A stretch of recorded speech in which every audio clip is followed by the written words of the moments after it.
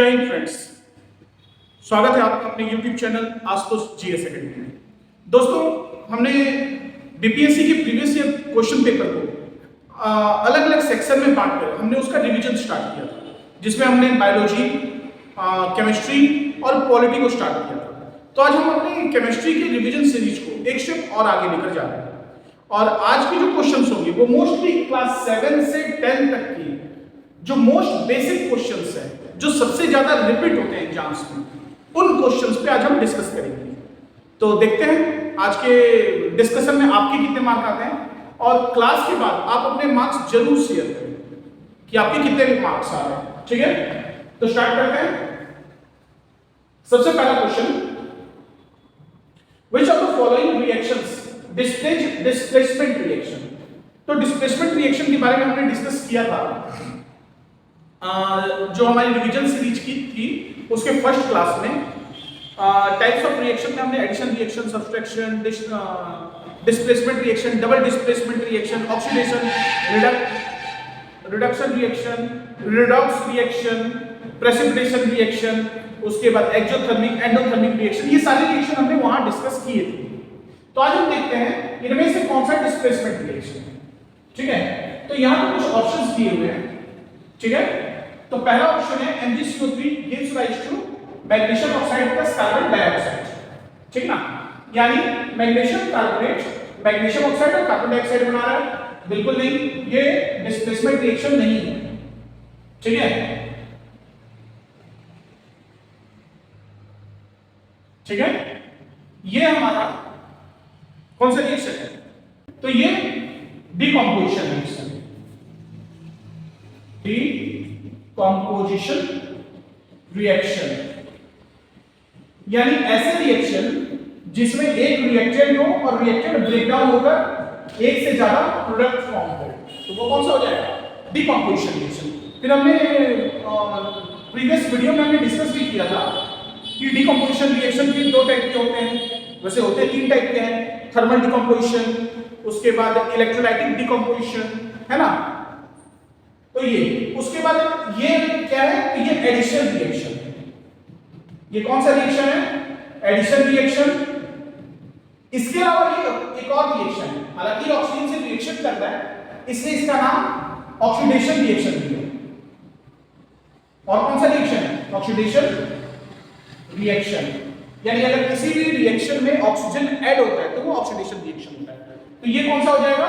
तो sodium plus water gives rise to sodium hydroxide and hydrogen gas। तो ये है डिस्प्लेसमेंट रिएक्शन। डिस्प्लेसमेंट रिएक्शन, तो आंसर हो जाएगा ऑप्शन सी। डिस्प्लेसमेंट रिएक्शन के बारे में बता दूं कि यहां पे क्या होता है, एक मेटलिक कंपाउंड, मान लो मेटल Mx, और ये एक दूसरे मेटल, मान लो ये M1 है और ये M2 है। तो M1X प्लस M2 आपस में जब रिएक्शन करते हैं तो यहां पर नया कंपाउंड बन जाएगा M2X प्लस M1। तो M2 ने क्या किया, किसी दूसरे मेटल को डिस्प्लेस कर दिया, यानी उसकी जगह पे M2 लग गया। तो इसको हम बोलते हैं डिस्प्लेसमेंट रिएक्शन। और ऐसा क्यों होता है? क्योंकि M2 is more reactive than M1। M2 M1 से ज्यादा रिएक्टिव है, इसलिए इसने डिस्प्लेस कर दिया। अगर ये कम रिएक्टिव होता तो क्या M1 को डिस्प्लेस कर पाता? नहीं कर पाता।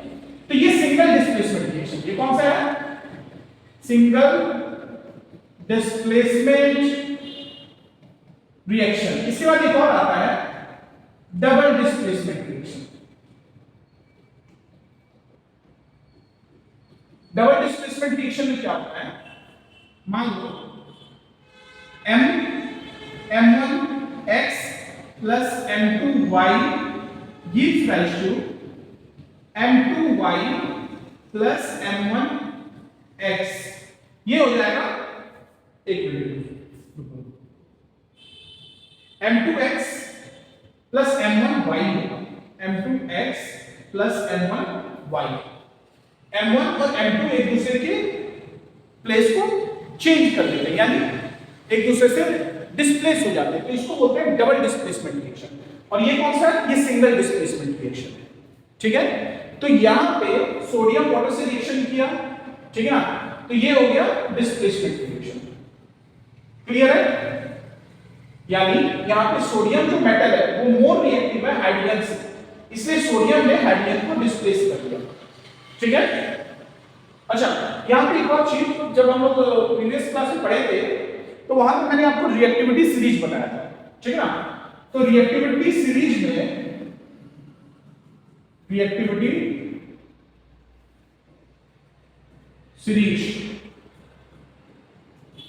सीरीज की बात करें तो सबसे ऊपर आता है potassium, sodium, calcium, magnesium, aluminium, zinc, iron, उसके बाद निकेल, कॉपर, उसके बाद सिल्वर, गोल्ड, उसके बाद प्लैटिनम, और भी बहुत सारे बीच में है, बट मेनली इनसे रिलेटेड पूछता है एग्जाम में। ठीक है, एग्जाम के लिए मोस्ट इंपोर्टेंट ये सारे। ठीक है, सबसे ऊपर पोटेशियम हाईली रिएक्टिव, फिर सोडियम, फिर कैल्शियम, मैग्नीशियम, फिर aluminium, zinc, iron, copper, silver, gold, platinum. ठीक है ना, इनमें जो सबसे ऊपर रहेगा उसकी रिएक्टिविटी सबसे ज्यादा होगी। मतलब इन सब में सबसे फास्ट रिएक्शन वाटर या ऑक्सीजन के साथ कौन करेगा? पोटेशियम, फिर सोडियम, फिर कैल्शियम। ठीक है, चलिए आगे बढ़ते हैं।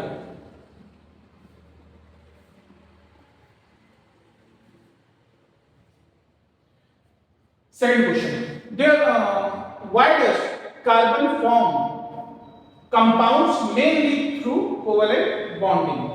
इनमें तो कार्बन हमको तो पता है, कार्बन थोड़ा अलग टाइप का एलिमेंट है ना। जैसे अगर मैं बॉन्डिंग की बात करूं, पहले बॉन्डिंग समझा लेता हूं, बॉन्डिंग क्या होता है, ठीक है ना। तो बॉन्डिंग की जब मैं बात करता हूं तो बॉन्डिंग तीन तरह की होती है केमिस्ट्री में। बॉन्डिंग तीन टाइप से होते हैं। एक होता है आयनिक बॉन्ड, आयनिक बॉन्ड, दूसरा हो जाता है कोवैलेंट बॉन्ड, और तीसरा हो जाता है डेटिक बॉन्ड, या इसको कोऑर्डिनेशन बॉन्ड भी बोलते हैं। ठीक है, तो फिलहाल तो हम लोग के लिए, आप लोगों के लिए आयनिक और कोवैलेंट बॉन्ड समझना ज्यादा जरूरी है। ठीक है ना, फिलहाल में क्या ज्यादा जरूरी है? आयनिक और कोवैलेंट बॉन्ड। आयनिक बॉन्ड क्या बोलते हैं? जब भी कोई दो आयंस आपस में रिएक्शन करते हैं और बॉन्ड फॉर्मेशन करते हैं, उसको बोलते हैं आयनिक बॉन्ड। यानी यहां पे एक कैटायन और एक एनायन रिएक्ट करके एक कंपाउंड फॉर्म करेंगे और इसको आयनिक कंपाउंड कहते हैं। ठीक है ना, और ये जो बॉन्डिंग होती है इसी को बोलते हैं आयनिक बॉन्ड। जैसे Na plus Cl minus gives rise to NaCl। ठीक है, यानी यहां क्या होता है, कैटायन, कुछ ऐसे एलिमेंट होते हैं जो इलेक्ट्रॉन डोनेट करते हैं, उनको हम क्या बोलते हैं? कैटायन। कैटायन अपना इलेक्ट्रॉन डोनेट कर देते हैं, और एनायन जो होते हैं वो इलेक्ट्रॉन रिसीव करते हैं, गेन करते हैं। तो यहां पे एनायन क्लोराइड है और कैटायन सोडियम है, सोडियम आयन। तो सोडियम इलेक्ट्रॉन डोनेट कर रहा है एक इलेक्ट्रॉन, और क्लोराइड एक इलेक्ट्रॉन ले रहा है। तो जब इस तरह की बॉन्डिंग होती है तो इसको बोलते हैं आयनिक बॉन्ड। ठीक है, दूसरा आता है कोवैलेंट बॉन्ड। कोवैलेंट बॉन्ड में क्या होता है?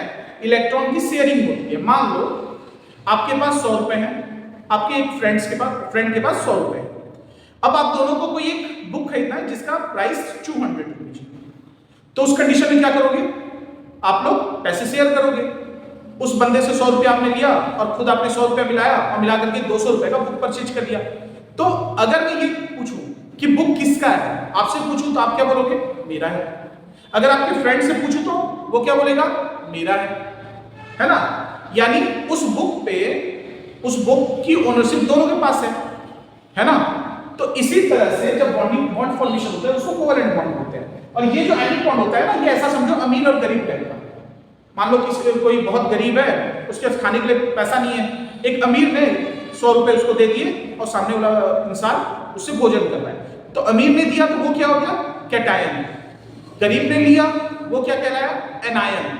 तो ये जो बॉन्ड बनती है ना, ये कहलाती है आयनिक बॉन्ड। ठीक है, अच्छा कौन सा बॉन्ड ज्यादा स्ट्रॉन्ग होगा? आयनिक बॉन्ड या कोवैलेंट बॉन्ड। तो जब बॉन्ड की बात होती है ना, तो जो आयनिक बॉन्ड होता है, अब पैसे का लेन देन हुआ, एक ने दिया, दूसरे ने लिया, दूसरे की जरूरत थी, पहले को देना था, तो ये जो बॉन्ड होता है ये ज्यादा स्ट्रॉन्ग होता है as compared to covalent bond. Covalent bond में तो इलेक्ट्रॉन्स का शेयरिंग होता है ना, क्लियर है ना। तो ये चीज, ये आयनिक बॉन्ड हो गया, ये ज्यादा स्ट्रॉन्ग होगा एज कंपेयर टू दिस, और ये इससे ज्यादा स्ट्रॉन्ग बॉन्ड होता है, मतलब सबसे ज्यादा स्ट्रॉन्ग बॉन्ड होता है आयनिक बॉन्ड, और कोवैलेंट बॉन्ड नेगेटिव से ज्यादा स्ट्रॉन्ग होता है। ये है स्ट्रेंथ ऑफ द बॉन्ड। तो कोवैलेंट बॉन्ड की बात करूं तो कार्बन जो होते हैं, कार्बन के पास 6 इलेक्ट्रॉन होते हैं, तो 6 में पहले ऑर्बिट में 2 इलेक्ट्रॉन होंगे और दूसरे ऑर्बिट में 4 इलेक्ट्रॉन।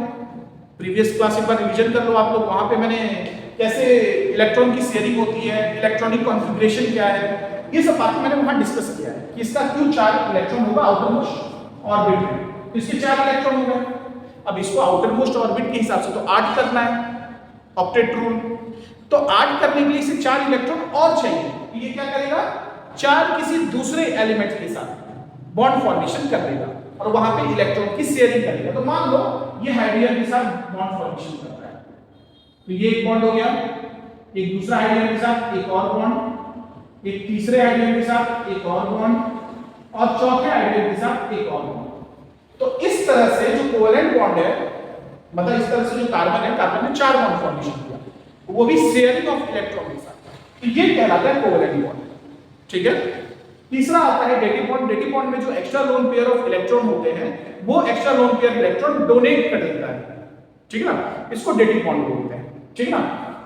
तो अब वापस हम अपने टॉपिक पे आते हैं। तो कार्बन जो है वो कोवैलेंट बॉन्ड करता है, कार्बन करता है कोवैलेंट बॉन्ड, तो उसकी ऐसी कौन सी प्रॉपर्टी है जिसकी वजह से वो कोवैलेंट बॉन्ड करता है। तो सबसे पहला, there are 4 electrons in outermost orbit.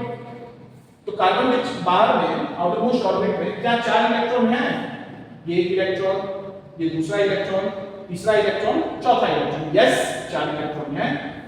दूसरा, it requires large amount of energy to form C4+, तो ये large amount of energy form करता है, मतलब इसको चाहिए, अगर वो डोनेट करे अपना 4 इलेक्ट्रॉन तो भी ज्यादा एनर्जी चाहिए, और गेन करे तो भी ज्यादा इलेक्ट्रॉन चाहिए, मतलब ज्यादा एनर्जी चाहिए, तो यस उसको बहुत ज्यादा एनर्जी चाहिए। और तीसरा, it shares its valence electrons to complete its octet. तो मैंने बताया था यहाँ पे उसके आउटर मोस्ट ऑर्बिट में 8 इलेक्ट्रॉन होने चाहिए, तो 4 इलेक्ट्रॉन उसके पास ऑलरेडी है, 4 उसने 4 अलग अलग hydrogen atom, oxygen atom, sulphur, इनके साथ बॉन्ड करके शेयर कर दिया। तो बिल्कुल ये ऑक्टेट रूल को फॉलो करने के लिए 4 इलेक्ट्रॉन का शेयर करता है। तो ये जो बैलेंस इलेक्ट्रॉन, ये जो 4 इलेक्ट्रॉन शेयर कर रहा है, इसी को बोलते हैं बैलेंस इलेक्ट्रॉन। तो ये बैलेंस इलेक्ट्रॉन शेयर करता है अपने ऑक्टेट को कंप्लीट करने के लिए। तो ये तीसरा ऑप्शन भी सही है, तो आंसर क्या हो जाएगा, डी, मोर देन 1। ठीक है, आगे बढ़े। अच्छा, आज का पेपर में बताऊं आपको, तो आज का पेपर बहुत इजी लेवल का है ना, तो इसलिए आप लोग अपने मार्क्स जरूर कमेंट करो, ठीक है ना। मतलब ये समझो कि अगर हम 10-12 क्वेश्चन आज डिस्कस करते हैं तो उसमें से आपके 8 के आसपास या 8 से ज्यादा मार्क्स आने चाहिए, ठीक है ना। Next, number 3, sodium carbonate is a basic salt because it is a salt of. Sodium carbonate basic salt है, क्यों। अब सोडियम कार्बोनेट की बात करें,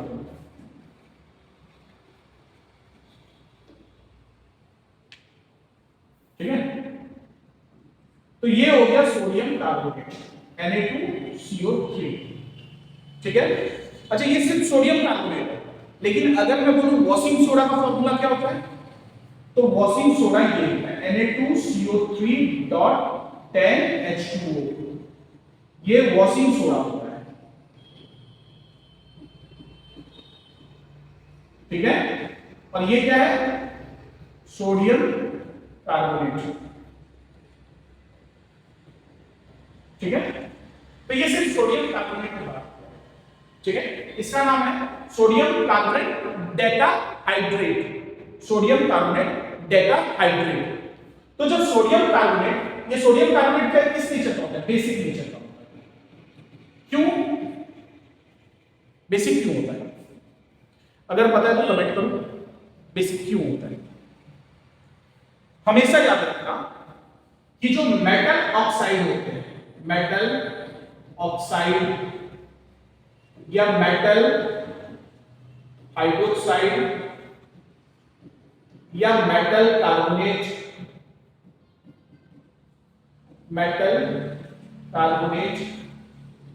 ये सब बेसिक नेचर के होते हैं। यानी मेटल का जो कंपाउंड होता है वो किस नेचर का, कौन सा नेचर का होता है? तो ये होता है बेसिक नेचर का। ये किस नेचर का होता है? बेसिक। इसी तरह से अगर non metal oxide, non metal hydroxide है ना, अगर ये सारे या नॉन मेटल कार्बोनेट, तो ये एसिडिक नेचर के होते हैं। ठीक है, क्लियर है? ये किस नेचर के होते हैं? एसिडिक नेचर के होते हैं। ठीक है ना? तो मेटल ऑक्साइड मतलब, तो ये क्या है? कौन से? सोडियम कार्बोनेट बेसिक नेचर का है। ठीक है ना? सोडियम कार्बोनेट कौन से नेचर का है? बेसिक नेचर का है। क्यों बेसिक नेचर का है? क्योंकि सोडियम क्लोराइड जो सोडियम कार्बोनेट जो फॉर्म होते हैं वो कैसे होते हैं?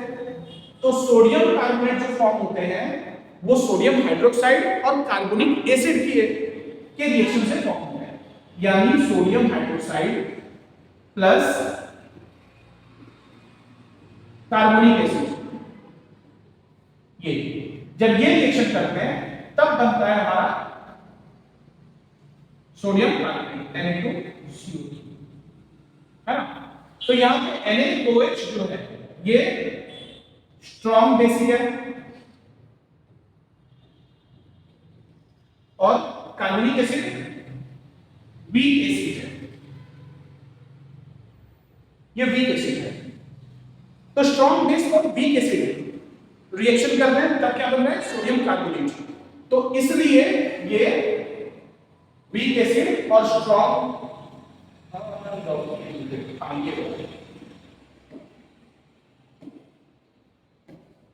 Weak acid and strong base है। ठीक है ना? अब जब वीक एसिड और स्ट्रॉन्ग बेस रिएक्शन करेंगे तो क्या बनेगा? बेसिक सॉल्ट बनता है। ठीक है ना? जैसे इसके भी मैं कंसेप्ट आपको समझाता हूं, ये क्लियर है ना? ये स्ट्रॉन्ग बेसिक और वीक एसिड मिलकर बनता है इसमें। तो मैं कुछ और कंसेप्ट आपको बताता हूं। जैसे जब स्ट्रॉन्ग एसिड और स्ट्रॉन्ग बेस बनते हैं तो न्यूट्रल सॉल्ट बनता है, न्यूट्रल सॉल्ट बनता है। ठीक है? जब वीक एसिड, अच्छा इसको मैं दूसरे तरीके से टेबल ही बना रहा हूं। ठीक है? ये मान लो एसिड है, ये बेस है और ये उसका नेचर, जो सॉल्ट होगा उसका नेचर क्या होगा? सॉल्ट का नेचर क्या होगा? अगर स्ट्रॉन्ग एसिड स्ट्रॉन्ग बेस से रिएक्ट करेगा तो उस कंडीशन में जो सॉल्ट बनेगा वो कौन सा बनेगा? न्यूट्रल बनेगा।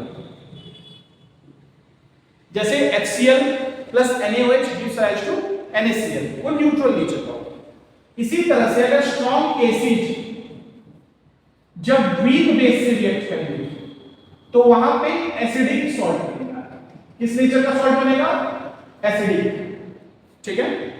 इसी तरह से जब वीक एसिड स्ट्रॉन्ग बेस से रिएक्ट करते हैं तो वहां जो सॉल्ट बनेगा वो कौन सा बनेगा? बेसिक सॉल्ट बनेगा। ठीक है? और लास्ट जब वीक एसिड वीक बेस से रिएक्शन करते हैं तो उस समय जो सॉल्ट बनेगा वो कौन सा बनेगा? न्यूट्रल। ठीक है? तो इसको ध्यान रखना अपने एग्जाम में, है ना? और ये जो क्वेश्चन है इसी कंसेप्ट पे बेस्ड है। ठीक है? तो आंसर हो जाएगा weak acid and strong base. आगे बढ़ते हैं।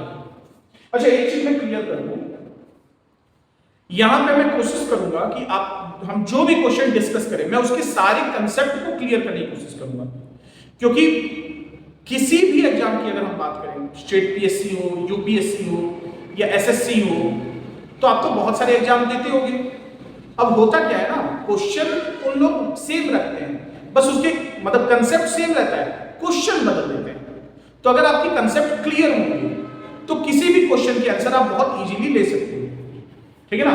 तो इसलिए मैं कोशिश करता हूं कि जो भी हम डिस्कस करें, 10 करें, 20 करें, 50 क्वेश्चन करें, मैं उसके सारे कंसेप्ट आपको क्लियर करने की कोशिश करूंगा, ठीक है ना। और अगर आपको ना समझ में आए तो आप कमेंट करना, मैं उस अपने जो भी डाउट होंगे कंसेप्ट से रिलेटेड, उस कंसेप्ट को मैं अगले वीडियो में क्लियर करने की कोशिश करूंगा, ठीक है। चलो आगे बढ़ते हैं। Next, burning of lime to give calcium oxide and carbon dioxide. Lime जब बर्निंग करता है तो वहां पे कैल्शियम ऑक्साइड और कार्बन डाइऑक्साइड फॉर्म होता है, ठीक है। तो ये क्या है? ऑक्सीडेशन रिएक्शन है, डिकम्पोजिशन रिएक्शन है, रिडक्शन रिएक्शन है, मोर देन वन। चलो देखते हैं। तो सबसे पहले आप 3-4 चीजें आ रही हैं। सबसे पहला आ रहा है लाइन क्या है, दूसरा कैल्शियम ऑक्साइड और कार्बन डाइऑक्साइड प्रोडक्ट। यानी लाइन को जब हम हीट करते हैं, बोल रहा है ना बर्निंग, बर्निंग मतलब हीट, और केमिस्ट्री में हीट के लिए ना ट्रायंगल सिंबल यूज करते हैं, ठीक है। तो लाइन को जब हम हीट करते हैं तो क्या फॉर्म होता है? तो calcium oxide plus carbon dioxide gas form होता है, ठीक है ना। अब होता क्या है समझा। ये लाइन है, इसको लाइमस्टोन भी बोलते हैं। तो इसका फार्मूला आता है CaCO3, कैल्शियम कार्बोनेट, ठीक है। तो जब कैल्शियम कार्बोनेट को हम हीट करते हैं बहुत हाई टेंपरेचर पे, लगभग 1500 से 1700 डिग्री सेंटीग्रेड, ये कितना होता है? मान लेते हैं इसको 1500 डिग्री सेंटीग्रेड, मतलब इतना हाई टेंपरेचर पे इसको गर्म करते हैं। तो गर्म करने के बाद क्या फॉर्म होगा? Calcium oxide plus carbon dioxide gas. ये कार्बन डाइऑक्साइड गैस यहां से रिलीज हो जाती है, ठीक है। अब तो ये कौन सा रिएक्शन है? याद करो मैंने क्या बताया था, एडिशन रिएक्शन क्या होता है? A plus B gives rise to C, ये एडिशन रिएक्शन है। A gives rise to B plus C, ये डिकम्पोजिशन रिएक्शन है। डिकम्पोजिशन रिएक्शन है।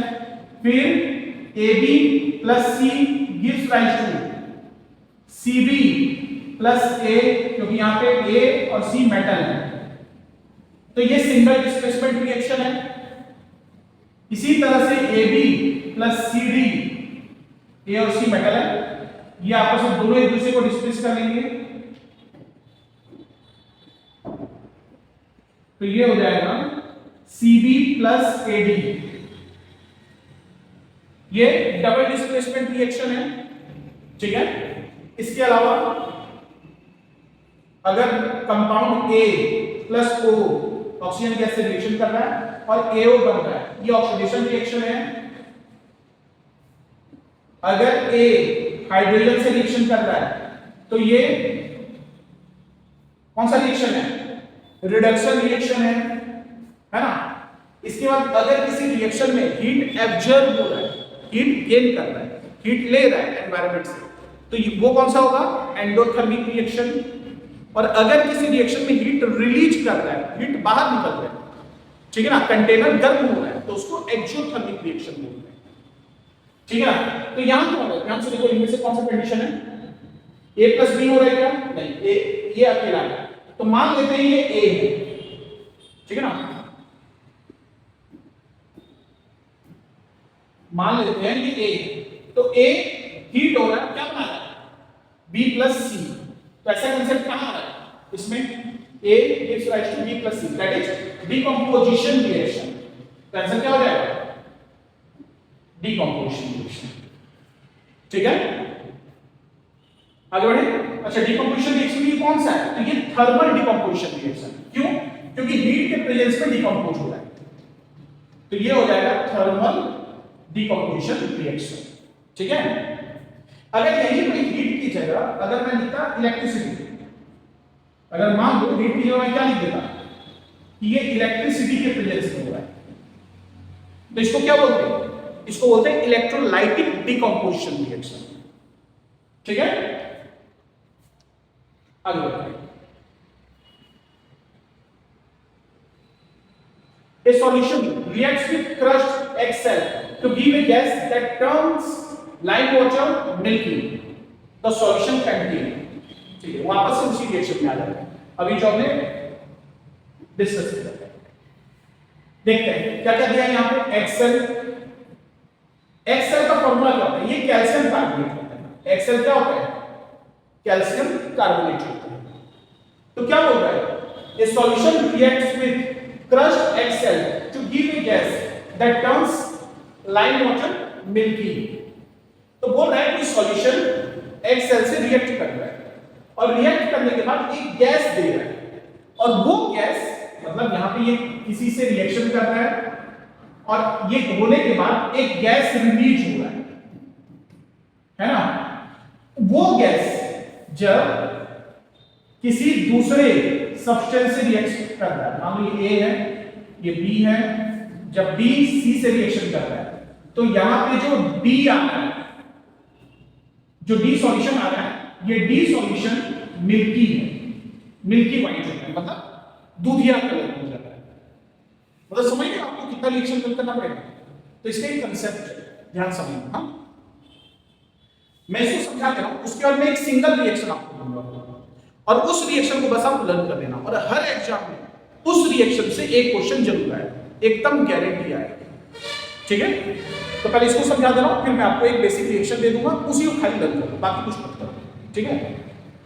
तो कैल्शियम कार्बोनेट किससे रिएक्शन कर रहा है, तो कैल्शियम कार्बोनेट का नेचर क्या है, कैल्शियम कार्बोनेट का नेचर क्या है, कैल्शियम क्या होता है, मेटल, तो ये क्या होगा, ये मेटल कार्बोनेट है। तो याद करो मैंने क्या बताया था, जब भी metal oxide, metal hydroxide, metal carbonate, ये किस कौन से नेचर के होते हैं, तो मेटल कार्बोनेट जो होता है वो बेसिक नेचर का होता है, मतलब ये बेस है।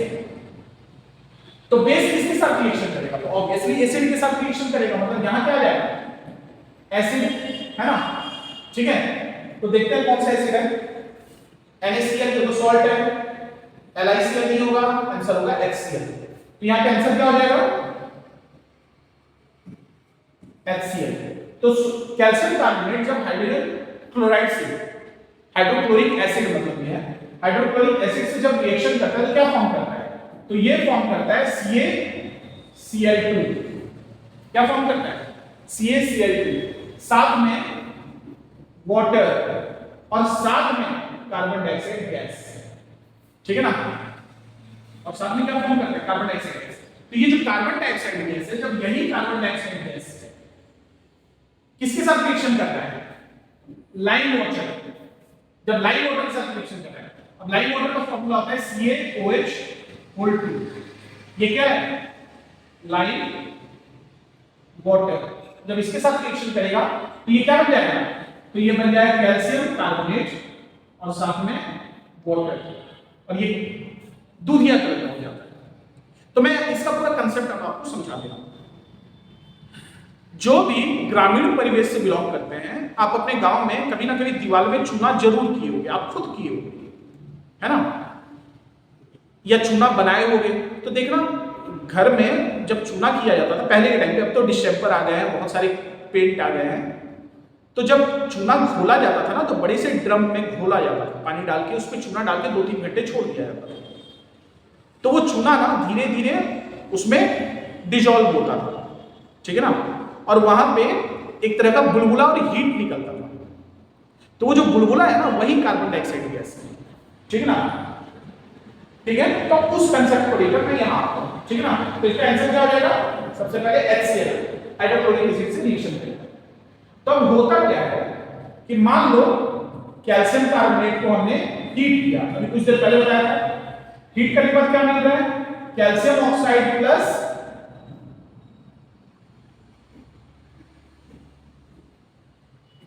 कार्बन डाइऑक्साइड गैस, ठीक है, क्लियर। जब यही कार्बन डाइऑक्साइड गैस वापस से कैल्शियम ऑक्साइड के साथ रिएक्शन करता है तो क्या बन जाता है, कैल्शियम कार्बोनेट। ये रिवर्सिबल रिएक्शन है, ये क्या है, रिवर्सिबल रिएक्शन है, ठीक है। तो इसका नाम क्या है, इसका नाम है लाइमस्टोन। ये क्या है, कैल्शियम ऑक्साइड, है ना, इसको क्या बोलते हैं, एक लाइम वाटर होता है, एक स्लैक्ट लाइन होता है ना।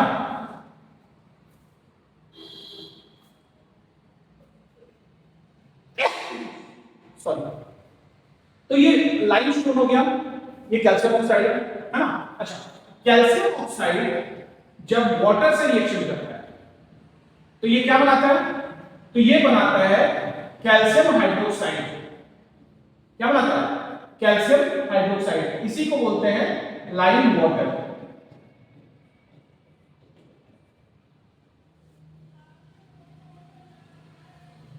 ठीक है, ये क्या हो गया, लाइम वाटर।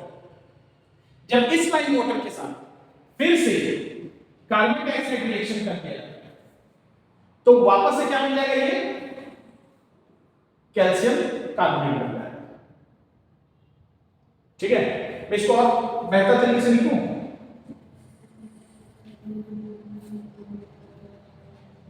अब यहां तो जब ये कैल्शियम ऑक्साइड वाटर से रिएक्शन करेगा तो क्या बनाएगा, कैल्शियम हाइड्रोक्साइड। ठीक है, जब ये कैल्शियम हाइड्रोक्साइड किससे रिएक्शन करता है, कार्बन डाइऑक्साइड से रिएक्शन करता है, तो क्या बनाएगा, कैल्शियम कार्बोनेट। तो मैं जैसे अभी मैंने बोला ना कि ये एक रिवर्सिबल रिएक्शन है ना, तो आपको बहुत सारे रिएक्शन लर्न करने के लिए बस ये फिजिकल रिएक्शन लर्न करना। ठीक है, क्लियर है, ये हो गया लाइम वाटर। ठीक है ना, आगे बढ़ते हैं, आंसर हो गया HCl।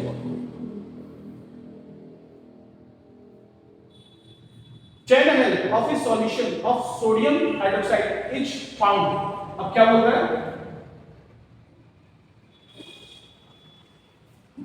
10 ml क्या है, सोडियम हाइड्रोक्साइड है, is found to be completely neutralized by 8 ml of HCl। तो ये 8 ml HCl के साथ पूरी तरह से न्यूट्रलाइज हो रहा है ना, ये पूरी तरह से न्यूट्रलाइज हो रहा है। ठीक है, तो इसी तरह से अगर 20 ml NaOH ले तो उसके साथ कितना ml HCl को रिएक्ट करे, ये पूरी तरह से न्यूट्रलाइज हो जाएगा। यही क्वेश्चन है ना, हाँ यही क्वेश्चन, ठीक है ना। तो अभी इसको लिमिटिंग फैक्टर बोलते हैं, है ना, जैसे क्लास 11 के फर्स्ट चैप्टर में ये है ना। तो लिमिटिंग फैक्टर बोलता है कि जितना कंपाउंड, जितना अमाउंट का एक रिएक्टेंट है वो उसको जितना अमाउंट दूसरे रिएक्टेंट से चाहिए वो उतना मिलेगा तभी रिएक्शन होगा, अदरवाइज रिएक्शन नहीं होगा। मतलब 10 ml में 8 ml HCl, 10 ml sodium hydroxide है, तो अगर मान लो यहाँ पे 15 ml, मान लो 15 ml, तो 15 ml लेंगे तो सिर्फ 8 ml ही यूज होगा और इसका 10 ml ही यूज होगा, ये दोनों रिएक्शन करेंगे। लेकिन बचा हुआ और जो 10 ml है और इसका जो 7 ml है ये ऐसे ही पड़े रहेंगे, ये रिएक्शन नहीं करेंगे। क्यों, क्योंकि 10 ml के साथ कितना चाहिए, 10 ml के साथ 8 ml चाहिए, तो 20 ml के साथ कितना चाहिए, तो 20 ml के साथ 16 ml हाइड्रोक्लोरिक एसिड चाहिए, यानी आंसर हो जाएगा 16 ml। तो यहां तो ऑप्शन भी नहीं है ना, तो आंसर हो गया none of this, none of the above, answer ये होगा, है ना। ये चारों ऑप्शन गलत है, 4 ml नहीं होगा, 8 नहीं होगा, 12 नहीं होगा, मोर देन 1 नहीं होगा, आंसर क्या हो जाएगा, नॉन ऑफ द एबव। ठीक है, अगला, a drop of a liquid sample was put on the pH paper, it was observed that the color of the pH paper turns blue, है ना।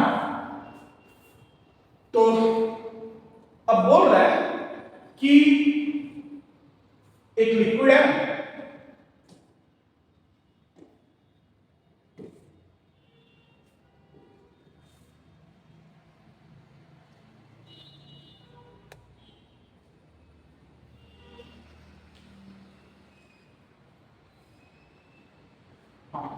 एक लिक्विड है,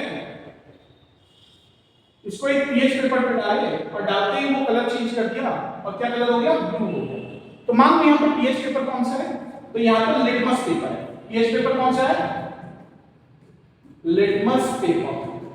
तो हमें पता है कि एसिड जो होते हैं वो ब्लू लिटमस को रेड कर देते हैं और जो बेस होते हैं वो रेड लिटमस को ब्लू कर देते हैं। अब यहां पे कलर क्या चेंज हो रहा है, टर्न्स ब्लू। तो ब्लू है इसका मतलब वो क्या हो जाएगा, उसका मतलब वो बेस हो जाएगा, है ना। अब डिस्टिल वाटर ना ही एसिड होता है ना ही बेस होता है, ये न्यूट्रल होता है। अच्छा, लेमन जूस एसिडिक नेचर का होता है, इसमें सिट्रिक एसिड होता है, ठीक है। तीसरा sodium bicarbonate solution. Sodium bicarbonate का मतलब होता है NaHCO3। इसको खाने का सोडा भी बोलते हैं। क्या बोलते हैं, खाने का सोडा, या फिर इसको बेकिंग सोडा कहा जाता है। बेकिंग सोडा जो केक बनाते हैं, इडली बनाते हैं, सांभर इडली बनाते हैं, डोसा बनाते हैं या ढोकला बनाते हैं, गुजराती डिश, तो वो ढोकला, केक, ब्रेड, ये सब में यही बेकिंग सोडा यूज किया जाता है। इससे क्या होता है, जो फूड होता है वो बहुत ज्यादा फ्लफी होता है, स्पॉन्जी होता है, सॉफ्ट होता है ना। तो यहां पे क्या हो जाएगा, बेस कौन सा है, सोडियम बाइकार्बोनेट सॉल्यूशन, ठीक है ना। आंसर हो जाएगा सी। आगे Which acid is present in tomato? Tomato में कौन सा एसिड होता है ना। तो अब देखो, ये क्वेश्चन तो मैं ना थोड़ा एग्जाम में आया हुआ है बीपीएससी के, तो मैं इसे थोड़ा कंट्रोवर्शियल मानूं, है ना। वैसे क्लियरली मैं दो बातें आपको बता दूं, है ना। टोमेटो में लार्ज अमाउंट में ऑक्जेलिक एसिड होता है। टोमेटो में लार्ज अमाउंट में मोस्टली क्या होता है, ऑक्जेलिक एसिड, और ये एनसीईआरटी के बुक में भी लिखे हुए हैं। लेकिन उसमें कुछ अमाउंट में सिट्रिक एसिड भी होता है, कुछ अमाउंट में सिट्रिक एसिड होता है। वैसे मेरे हिसाब से आंसर सिर्फ ऑक्जेलिक एसिड होना चाहिए, है ना। और बीपीएससी ने भी इसे ही लिया था, लेकिन बाद में इसमें दावा आपत्ति हुआ कि कुछ अमाउंट में ऑक्जेलिक एसिड भी होता है ना। तो बाद में इस क्वेश्चन को लेकर बहुत ज्यादा डिस्प्यूट भी हुआ, है ना। तो आप लोग आंसर याद रखना ऑक्जेलिक एसिड, लेकिन हाँ कुछ अमाउंट में सिट्रिक एसिड होता है, ठीक है। तो आंसर हो जाएगा ऑक्जेलिक एसिड। तो यहां पर मैं कुछ और सब्सटेंस के नाम बता देता हूं जो बहुत कॉमन है और आपके एग्जाम में आ सकते हैं, है ना। जैसे एंट स्टिंग, अच्छा एंट स्टिंग, बी स्टिंग, है ना। जो मधुमक्खी काटती है, चींटी काटता है तो बहुत जलन होती है ना, तो उसमें कौन सा होता है, तो उसमें होता है फॉर्मिक एसिड। कौन सा एसिड होता है, फॉर्मिक एसिड होता है, ठीक है। इसके बाद लेमन, आंवला, ऑरेंज, ये सब सिट्रस फ्रूट है ना, तो इसमें होता है सिट्रिक एसिड। इसमें क्या होता है, सिट्रिक एसिड। उसके बाद आता है टोमेटो, इसमें होता है ऑक्जेलिक एसिड, है ना। इसके बाद आता है टमरिन,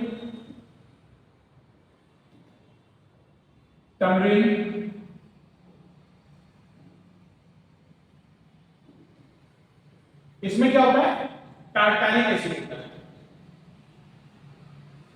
टार्टालिक एसिड होता है, ठीक है ना। इसके बाद आता है सिरका, है ना। अब हिंदी में सिरका कहते हैं, इंग्लिश में क्या कहते हैं, देखना क्या कहते हैं, सिरका। इसमें क्या होता है, तो इसमें होता है ethanoic acid,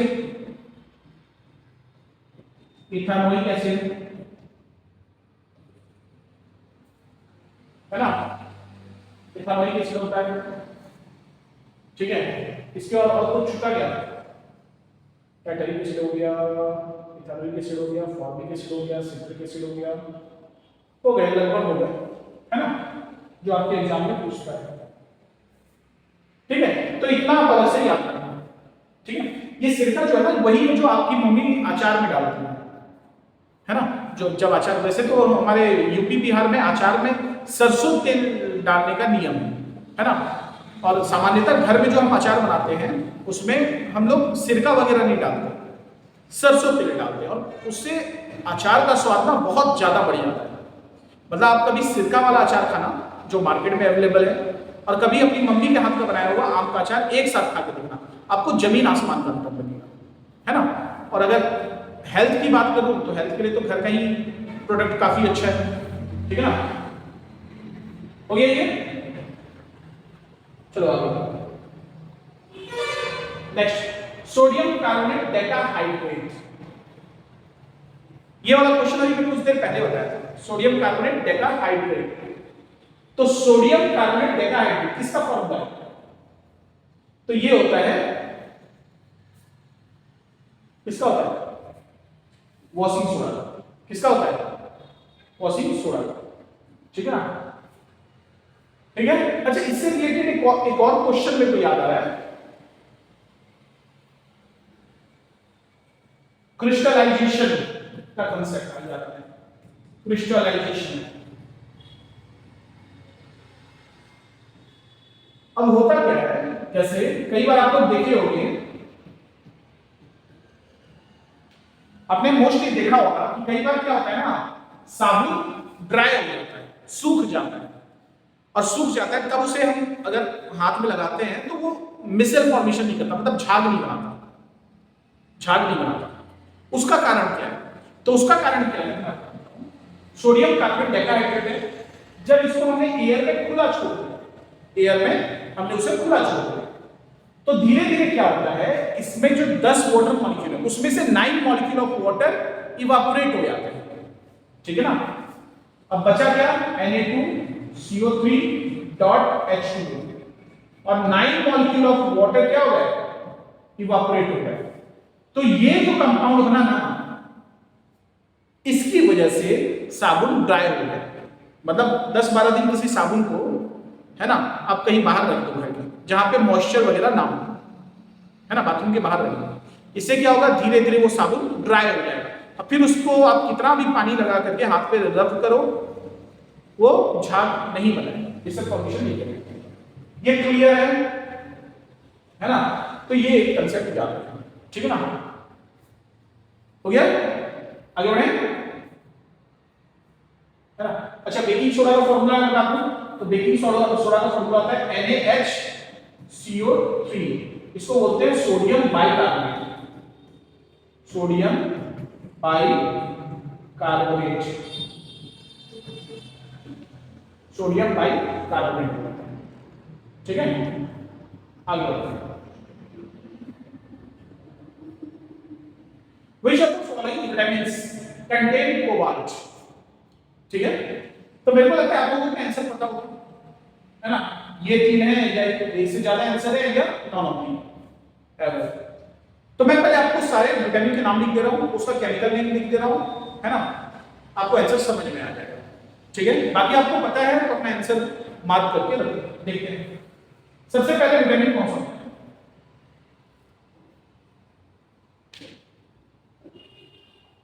vitamin A. Vitamin A जो होता है हमारी आंखों के लिए बहुत अच्छा है, इसलिए इसका नाम है रेटिनॉल। इसका नाम क्या है, chemical name retinol. Vitamin B में बहुत सारे टाइप आते हैं, B1, B2, B3, B5, B6, B7, B9, B12, है ना। तो B1 क्या होता है, थायामीन होता है।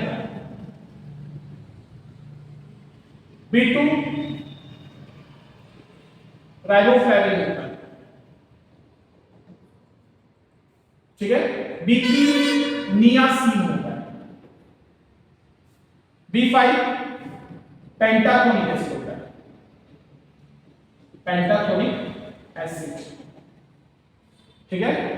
B6 pyridoxine, pyridoxine. B7 biotin. B9 folic acid. B12 cobalamin, ठीक है। इसके अलावा और क्या क्या बचे, तो विटामिन सी, डी, ई, के। विटामिन सी होता है ascorbic acid, ascorbic acid. D होता है कैल्सिफेरॉल, ई होता है टोकोफेरॉल, और के होता है यूबिक्विनोन, है ना? हो गया? तो अब बताओ कोबाल्ट किसमें होता है? नाम से ही पता चल रहा है, कोबालामाइन यानी B12। आंसर हो जाएगा B12। ठीक है?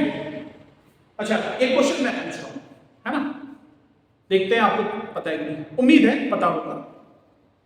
इनमें से कौन सा विटामिन वाटर में सॉल्युबल है? ठीक है, इनमें से ये सारे विटामिन है, vitamin A, B, C, D, E, K, इनमें से कौन सा विटामिन या कौन कौन से विटामिन वाटर में सॉल्युबल होते हैं? कमेंट करो आप मैसेज, जो भी आपके आंसर है अपने आंसर को कमेंट करो, देखते हैं, है ना?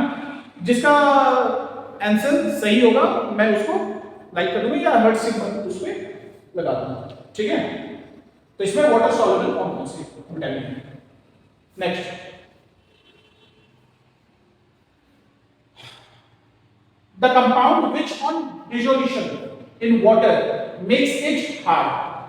तो इनमें से कौन से कंपाउंड की वजह से वाटर हार्ड होता है? ठीक है, सबसे पहले तो मैं बता दूं, वाटर का हार्डनेस दो तरह का होता है, एक टेम्पररी हार्डनेस और एक परमानेंट हार्डनेस। ठीक है ना? तो वाटर का हार्डनेस होता है कैल्शियम और मैग्नीशियम की सॉल्ट की वजह से, यानी वाटर का जो हार्डनेस होता है वो कैल्शियम एंड मैग्नीशियम के सॉल्ट की वजह से होता है। इसकी वजह से वाटर क्या हो जाएगा? हार्ड हो जाएगा। ठीक है ना? जैसे आप लोग अपने टेप वाटर, जो नल का पानी होता है, उसको पी के देखना और आरओ वाटर को पी के देखना। आपके घर में फिल्टर भी लगा होगा, है ना, या जो बिस्लेरी होते हैं, वो दोनों वाटर को ना सेम टाइम पे आप पी के देखना, अलग अलग ग्लास में ले लो, पी के देखो, दोनों वाटर में आपको डिफरेंस फील हो। जो आरओ वाटर है वो सॉफ्ट वाटर है ज्यादा, क्योंकि वो जो भी सॉल्ट होते हैं उन सॉल्ट्स को सेपरेट कर देता है आरओ। ठीक है ना? तो अब वाटर किनकी वजह से हार्ड होता है? तो यहाँ पे कैल्शियम और मैग्नीशियम की सॉल्ट है, तो यहाँ पे दिया है मैग्नीशियम सल्फेट और कैल्शियम बाइकार्बोनेट और एक दिया है कैल्शियम कार्बोनेट। सबसे पहले तो ये कैल्शियम कार्बोनेट अभी हमने डिस्कस किया था, ये क्या है? चूना है, चूना, है ना, लाइमस्टोन। तो ये वाटर में सॉल्युबल नहीं होता, वाटर सॉल्युबल नहीं होता, तो ये हार्डनेस का जो सवाल ही पैदा नहीं करता। जब वाटर में सॉल्युबल ही नहीं होगा तो हार्डनेस कहां से आएगा? तो ये गलत है। कैल्शियम बाइकार्बोनेट ये पार्शियली हार्डनेस का है, ये सॉल्युबल होते हैं और ये पार्शियली हार्डनेस का वाटर, है ना? ठीक है, ये टेम्पररी हार्डनेस। और ये जो होते हैं मैग्नीशियम सल्फेट, ये मैग्नीशियम सॉल्ट, ये भी सॉल्युबल होते हैं वाटर में, और ये परमानेंट हार्डनेस का है।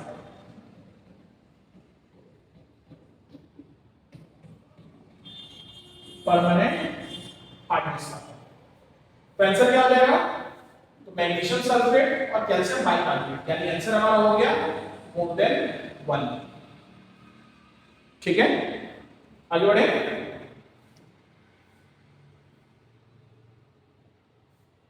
चलो आज का last question, ascorbic acid easing.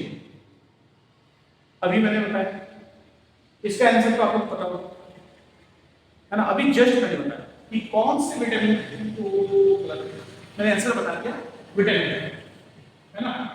आपको पता कौन सा विटामिन को एस्कॉर्बिक एसिड बोलते हैं? कमेंट करो, और चेक नहीं करना है मैंने क्या पढ़ाया। ठीक है ना?